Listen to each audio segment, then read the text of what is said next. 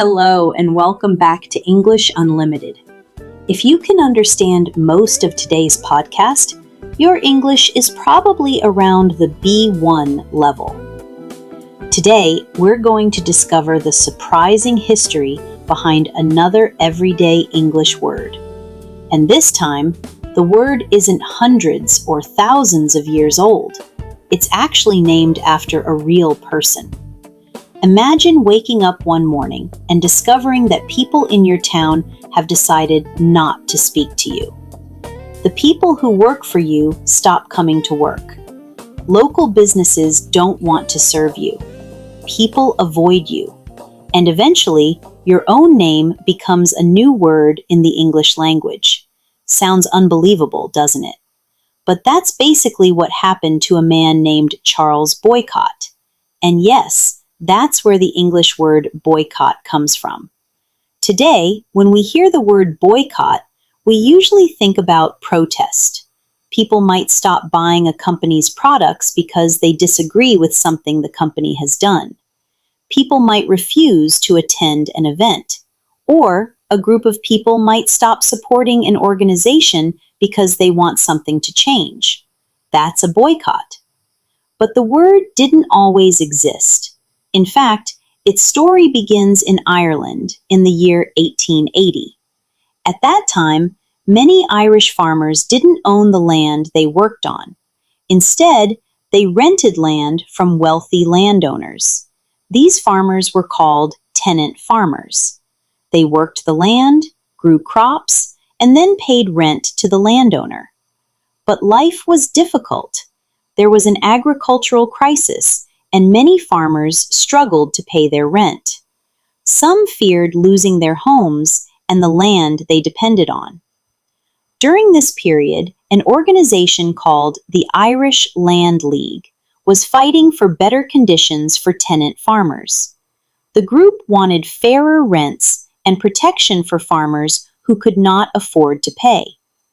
And this is where Charles Cunningham Boycott enters our story. Boycott was a retired British Army captain. He worked as a land agent in County Mayo in the west of Ireland. A land agent managed property for a landowner. Part of Boycott's job was collecting rent from the farmers living and working on the land. When some tenant farmers wanted their rents reduced, Boycott refused. When tenants would not pay, he tried to have them removed from their homes. But instead of fighting him physically, the community tried something different. They stopped dealing with him. Think about what that means. His workers left. His servants left. Local people avoided him. People refused to work for him. Suddenly, Boycott had a serious problem. His crops still needed to be harvested, but the local community wouldn't help him. He needed workers, and nobody nearby wanted the job. Eventually, volunteers from other parts of Ireland had to come to help harvest his crops. The situation attracted a lot of attention. Newspapers began reporting what was happening, but there was a problem. People needed a word to describe this unusual kind of protest. It wasn't simply a strike. It wasn't a violent attack. People were refusing to deal with one particular person. And then something remarkable happened. Boycott's surname became the word. People began using boycott to describe this kind of organized refusal. By the end of 1880, the word was already appearing in newspapers. Imagine that. Before this happened, if someone said, "We're going to boycott that business," people wouldn't have understood the sentence in the way we understand it today. Boycott was simply a family name. Then, one event changed everything. A person's name became an action, and the new word spread surprisingly quickly. It didn't stay only in Ireland. The story attracted international attention, and the word began traveling beyond Ireland and Britain. That's quite a journey for a surname. And this is where the story becomes especially useful for us as English learners. Because today, boycott isn't simply an interesting piece of history, It's a word you may hear in the news, at work, online, or in everyday conversations. And knowing the story behind it makes the modern meaning much easier to remember. In the next part, we'll look at exactly how English speakers use boycott today, the useful expressions that naturally go with it, and why learning the story behind a word can make vocabulary much harder to forget. Now let's look at how English speakers use the word boycott today. Boycott can be both a verb and a noun. As a verb, we might say people decided to boycott the company. Here, boycott is the action. As a noun, we could say people organized a boycott of the company. Same word, but a different job in the sentence. There's another important point. To boycott something doesn't simply mean that you don't like it. People usually refuse to buy, use, attend, or support something because they disagree with it or want something to change. Imagine that customers believe a company is behaving unfairly. They decide not to buy its products. They might say, "We won't buy anything from this company until something changes." That's a boycott. And if you think back to Charles Boycott's story, you'll notice something interesting.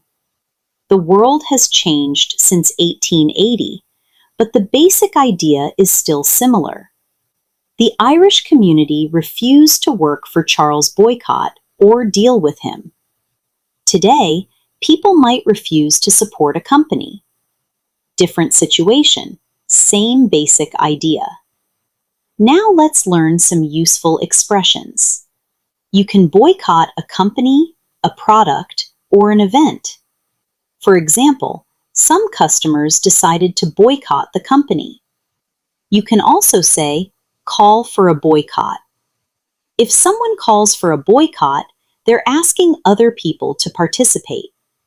For example, the group called for a boycott. Another useful expression is join a boycott. For example, thousands of people joined the boycott. And when the protest is finished, people may decide to end the boycott. These combinations are called collocations. A collocation is a group of words that naturally appear together. They're very useful when you're learning English. Instead of learning only the word boycott, learn the words that naturally go with it. Boycott a company, call for a boycott, join a boycott, end a boycott. This helps you speak more naturally because you already have useful combinations ready to use. Now, here's something fascinating. Charles Boycott probably never imagined that people would still be saying his name more than 100 years later. But we are. Every time someone says they're boycotting that company, they're using the surname of a man who lived in 19th century Ireland. Most people have no idea they're doing it. Words that come from people's names are sometimes called eponyms.